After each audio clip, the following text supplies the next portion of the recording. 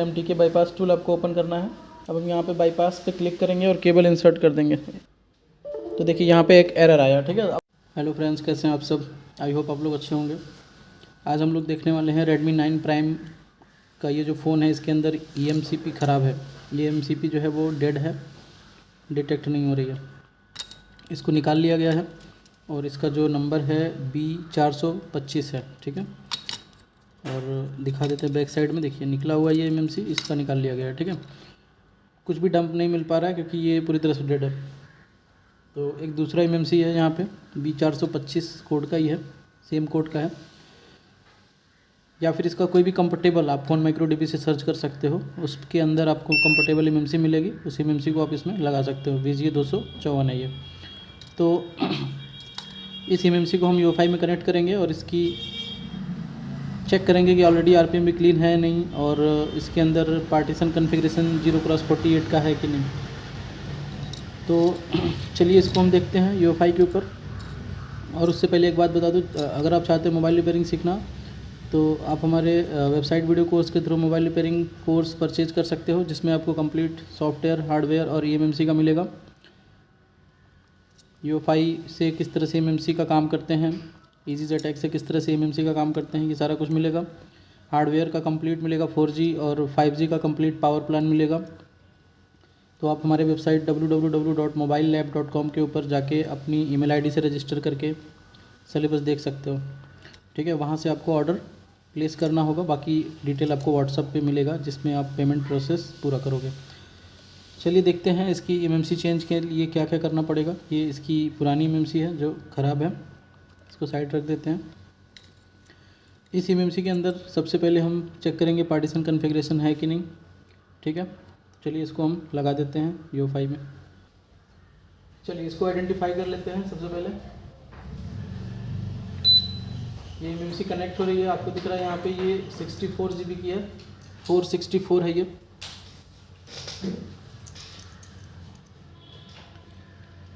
देखिए इसके अंदर पार्टीशन कन्फिग्रेशन पहले से 0x48 है।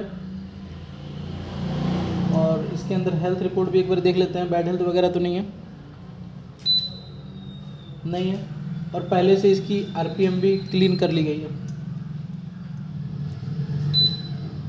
दिख रहा है यहाँ पे ऑथेंटिकेशन की नॉट एट प्रोग्राम, RPM भी इसकी ऑलरेडी क्लीन है। चलिए पार्टीशन कन्फिग्रेशन 0x48 का है ही, ये पूरी तरह से ब्लैंक MMC है, ठीक है। तो चलिए इसको हम लगा लेते हैं बोर्ड के अंदर, इसको लगा लेते हैं इस बोर्ड के अंदर, और उसके बाद इसको हम फ्लैश करेंगे।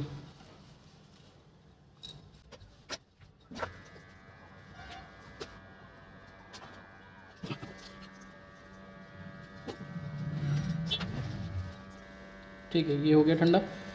अब हम इसको लगा के चेक करेंगे कि ये PC पर पोर्ट बना रहा है नहीं बना रहा। डायरेक्ट पोर्ट बनाना चाहिए, और इसको हम ENG फाइल से फ्लैश करेंगे।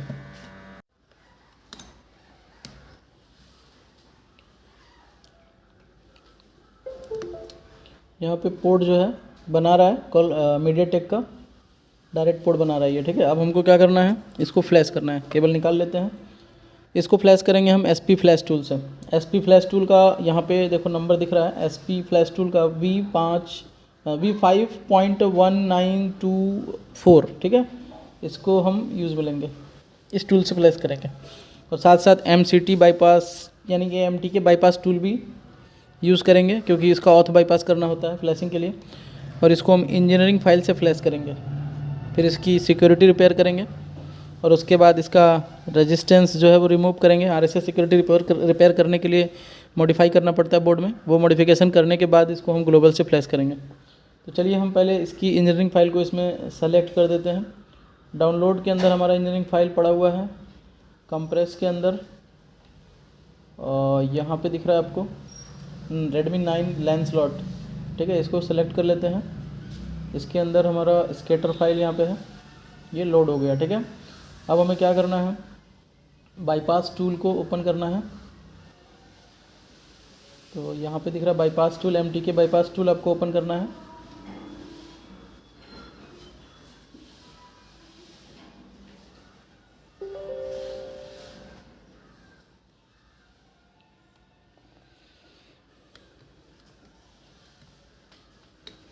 अब हम यहाँ पे बाईपास पे क्लिक करेंगे और केबल इंसर्ट कर देंगे। इसका ऑथ डिसेबल हो गया, यहाँ पे दिख रहा है प्रोटेक्शन डिसेबल हो गया। अब हमें इसको डाउनलोड पे क्लिक करना है।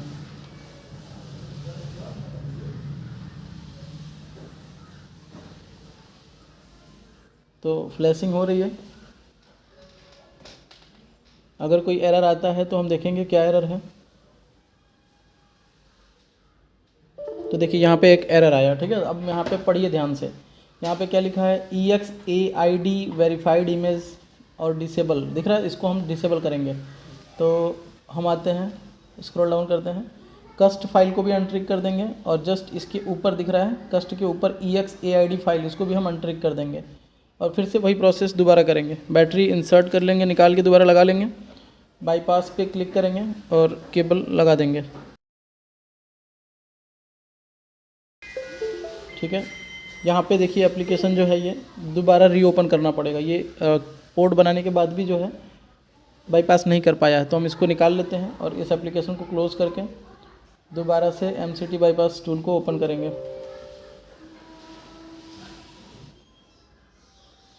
ठीक है, अब बाईपास पे क्लिक करेंगे और फिर से केबल यहाँ पे हम लगा देते हैं।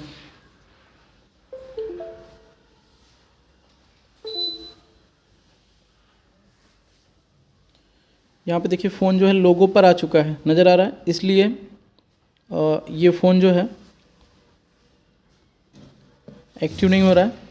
लेकिन लोगो पे कैसे आया ये फ़ोन, इसमें तो कुछ था ही नहीं। फ्लैशिंग में ये जो एरर हुआ है, ठीक है, अभी लोगो तक ये आ रहा है तो कोई दिक्कत नहीं है। हम इसको जो है वॉल्यूम अप डाउन के साथ कनेक्ट करते हैं, यानी इसका वॉल्यूम अप और डाउन दोनों प्रेस करके कनेक्ट कर देंगे।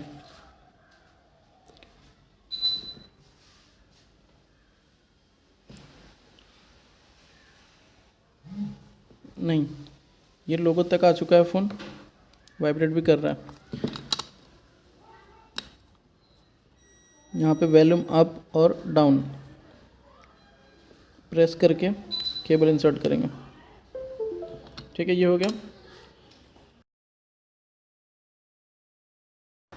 इस eMMC को हमने इरेज नहीं किया था, बस देखा था केवल, कुछ था नहीं इसके अंदर, कुछ शो नहीं कर रहा था और इसको लगा दिया। इसके अंदर ऑलरेडी कुछ फाइल थी जो कि शायद ये मर्लिन के फ़ोन से ही निकाला गया था, जिसकी वजह से 9 प्राइम का ही फ़ोन था जिसके अंदर से भी 425 निकाला गया, तो उसकी वजह से हो सकता है इसकी कुछ फाइलें हैं जिससे ये पहले ही, क्योंकि इतने फ्लैश पे तो लोगों पे नहीं आता, ठीक है। देखिए ये डिसेबल हो गया। हम इसको कुल मिला जुला के इंजीनियरिंग फाइल से फ्लैश कर देते हैं और ये एंट्री कर लिया है, जिससे क्या होगा कि ये एक एंड्रॉयड लिख के ऑन होगा और ये शुरू से जैसे स्टार्टिंग से IMEI रिपेयर करने का प्रोसेस होगा उस तरह से हम इसको कर रहे हैं। तो इसको फ्लैश होने देते हैं।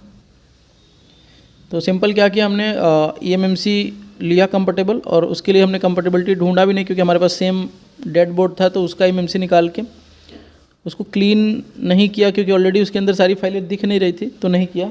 लेकिन आप क्लीन करोगे पूरी तरह से, RPM भी क्लीन करोगे, पूरा क्लीन करोगे, उसके बाद उसके अंदर 48 का कॉन्फ़िगरेशन MediaTek का राइट करके बोर्ड में लगा दोगे। बोर्ड में लगाने के बाद उसको इंजीनियरिंग फाइल से ऐसे फ्लैश करोगे, ठीक है। SP टूल से करना ज़रूरी है इसमें, इस फ़ोन में SP टूल से ही करना है। अनलॉक टूल या फिर किसी अदर टूल से करोगे तो हो सकता है दिक्कत आए, आपका फ्लैश हो जाए, फ़ोन ऑन ना हो। और इसकी डिस्प्ले गई हुई है तो हमें इसकी दूसरी डिस्प्ले भी अरेंज करनी है।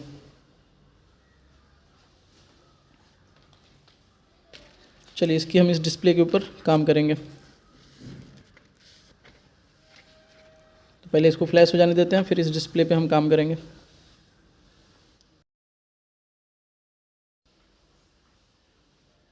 तो देखिए फ्लैश डन हो गया। अब केबल हटा के हम इसमें दूसरा डिस्प्ले जो ओके डिस्प्ले है इसको लगा देते हैं, क्योंकि वो डिस्प्ले टूटा हुआ है।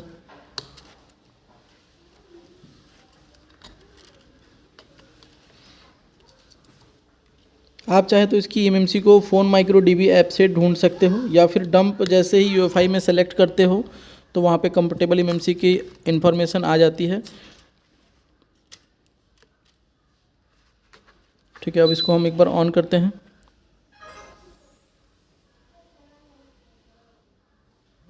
ठीक है, देखिए वाइब्रेट करके ये ऑन हो रहा है। यहाँ पे एम्प्टी बैटरी का सिंबल आ रहा है, मतलब बैटरी लो हो सकता है। तो चलिए हम चार्जर लगा देते हैं इसका। इसकी बैटरी लो हो गई है, थोड़ा चार्ज होने देते हैं।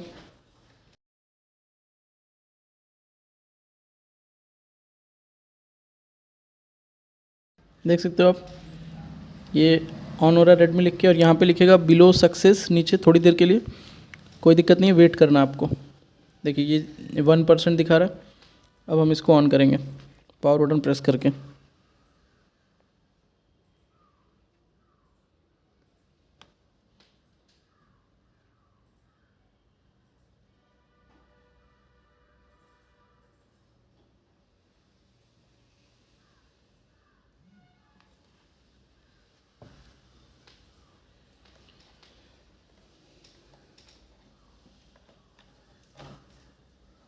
बैटरी लो होने की वजह से दिक्कत आ रहा है।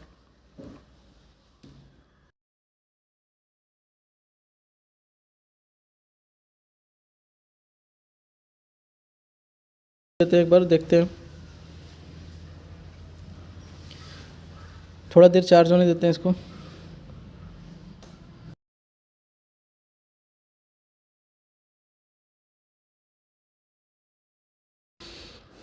देखिए ये ऑन हो चुका है। इसके अंदर फ़िलहाल हमें IMEI बेसबैंड नहीं, IMEI नहीं मिलेगा, नल है, कोई भी IMEI नहीं है। तो इसकी हम सिक्योरिटी रिपेयर कर लेते हैं और उसके बाद इसका बोर्ड मॉडिफिकेशन करने के बाद इसको ग्लोबल से फ्लैश करेंगे। तो चलिए इसकी सिक्योरिटी रिपेयर कर लेते हैं।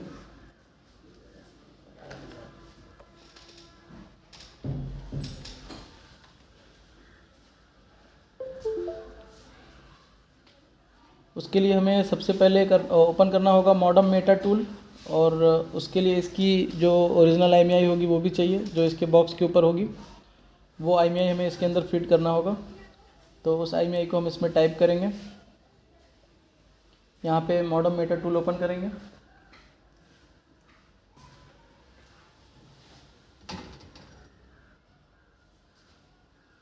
और यहाँ पे फ़ोन को देखिए ऑन नहीं रखना है, बैटरी निकाल देना है और केबल भी निकाल लेना है। कनेक्ट पे क्लिक करना है और उसके बाद केबल इंसर्ट करना है। ठीक है, फिर बैटरी भी हम लगा देते हैं और ये बूट कर गया। ठीक है, यहाँ पे बूट कर गया। अभी वेट करेंगे। देखो ये 12% दिख रहा है, 13% दिख रहा है, ये पूरा 100% तक कनेक्ट होने देते हैं।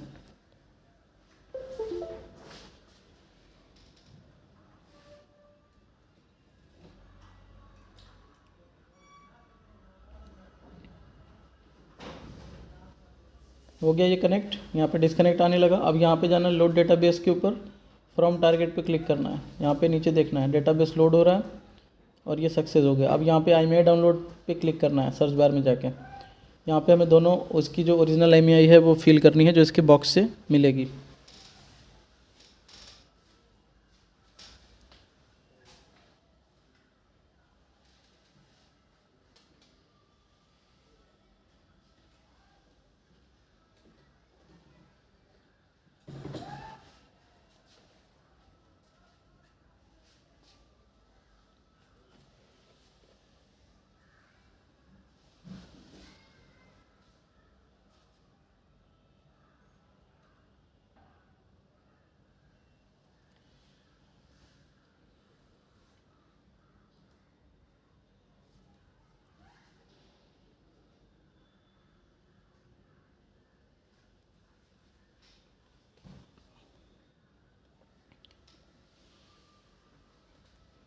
आपको यहाँ पर भी जो है गलत IMEI बिल्कुल नहीं डालना है। IMEI चेंज नहीं करना। IMEI नंबर आपको IMEI नंबर चेंज करना जो है इलीगल है, और ये वीडियो केवल एक एजुकेशन पर्पज़ के लिए है।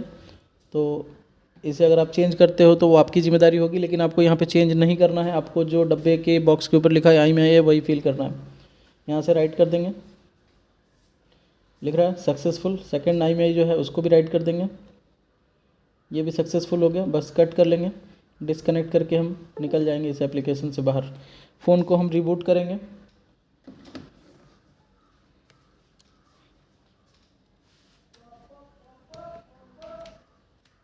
फ़ोन को हम दोबारा से ऑन करेंगे और उसके बाद चेक करेंगे IMEI राइट हो गई नहीं हो गई। ठीक है, इसको ऑन होने देते हैं।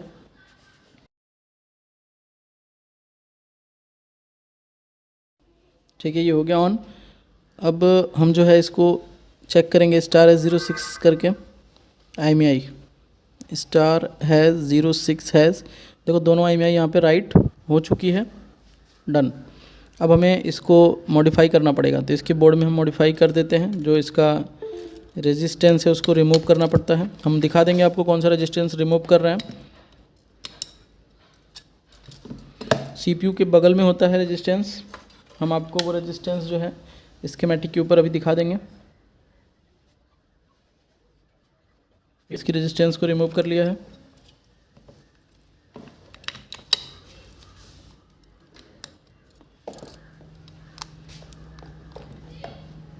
एक बार चेक करते हैं फ़ोन वाइब्रेट कर रहा नहीं कर रहा। ठीक है, फ़ोन वाइब्रेट करके अभी भी ऑन हो रहा है। अब हम इसको फ्लैश कर देंगे ग्लोबल फाइल से, जो कि अनलॉक टूल से करने वाले हैं। हम तब तक दिखा देते हैं आपको कि कौन से रेजिस्टेंस को हमने रिमूव किया है। तो Redmi Note 9 का जो है बोर्ड ओपन करना पड़ेगा, 9 प्राइम उसी से मैच करता है। यहाँ पे 9 प्राइम दिख रहा है, इसका हम हार्डवेयर सॉल्यूशन का बोर्ड ओपन कर देते हैं।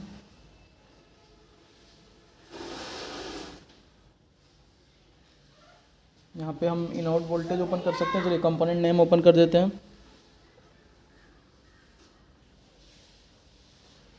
और जूम करके यहाँ पे हम दिखा देते हैं। ये वाली जो रजिस्टर दिख रही है, ये जो रजिस्टर दिख रही है, इस रजिस्टर को हमने बस रिमूव कर दिया है। ठीक है, चलिए अब हम इसको अनलॉक टूल से फ्लैश करेंगे। अनलॉक टूल यहाँ पे दिख रहा है, इसको ओपन कर लेते हैं। अब इसको हम एसपी टूल से फ्लैश नहीं करेंगे, नहीं तो वो इरेज हो जाएगा फाइल। एसपी टूल के अलग वर्जन से आप कर सकते हो, लेकिन मेरे पास इस टूल से नहीं करना है। अनलॉक टूल से हम इसको फ्लैश करेंगे। ऐसा नहीं है कि एसपी टूल से नहीं होगा, एसपी टूल से भी हो जाएगा, दूसरा वर्जन डाउनलोड करना पड़ेगा। इस वाले से एक एरर आता है, मतलब वो बार बार वाइप कराएगा, फॉर्मेट कराएगा, फिर फ्लैश कराएगा, तो फिर वो आपकी IMEI चली जाएगी। इसलिए हम अनलॉक टूल से इसको फ्लैश कर देंगे। अब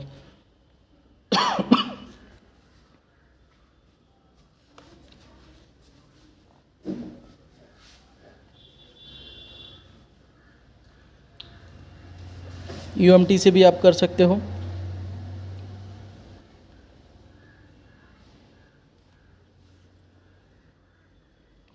अब हमको फ्लैश करने के लिए इसका वॉल्यूम अप और डाउन को प्रेस करना पड़ेगा और अनलॉक टूल में इसकी ग्लोबल फाइल को सेट करना पड़ेगा, मतलब लोड करना पड़ेगा।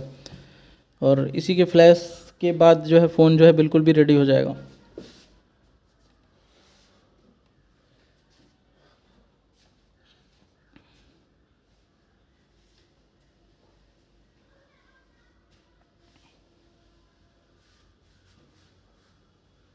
तो यहाँ पे मीडिया टेक के अंदर आ जाते हैं और यहाँ पे हम इसकी फ़ाइल को लोड कर देते हैं, जो कि डाउनलोड के अंदर अभी इसको किया गया है। यहाँ पे ये फाइल का इमेज फाइल, स्कैटर फाइल यहाँ पे शो कर रहा है, इसको हम लोड कर देते हैं और फ्लैश बटन को क्लिक कर देते हैं और इसकी वॉल्यूम अप और डाउन को प्रेस करके केबल इंसर्ट करेंगे।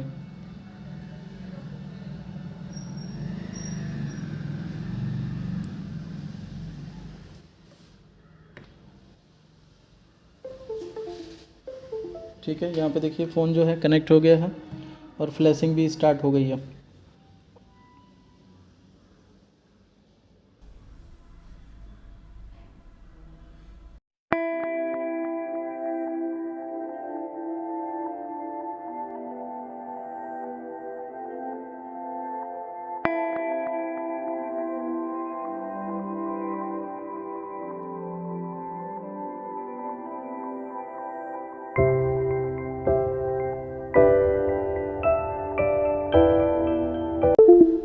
तो देखिए फ्लैशिंग पूरा हो चुका है। अब हम इसको ऑन करके चेक करेंगे दूसरे डिस्प्ले के साथ।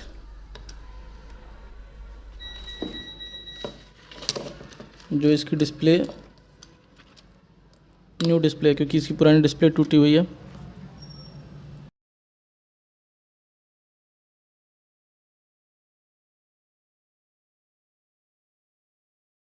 ठीक है, ये चार्ज हो रहा है और पावर बटन प्रेस करके हम इसको ऑन कर लेते हैं।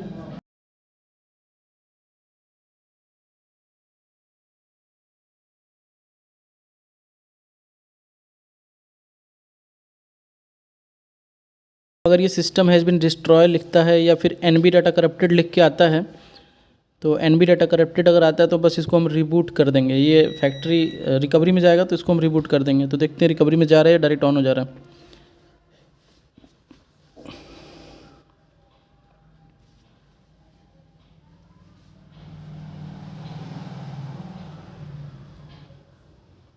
नहीं, ऑन हो गया डायरेक्ट, देखो 3 डॉट में ये जा चुका है।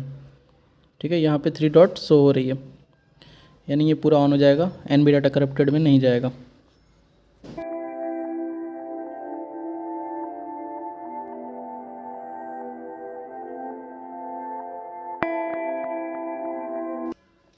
देखिए यहाँ पे ये ऑन हो चुका है MIUI 13 के ऊपर। अब इसको हम ऑन करेंगे, आगे इसका सेटअप करेंगे और IMEI नंबर चेक करेंगे।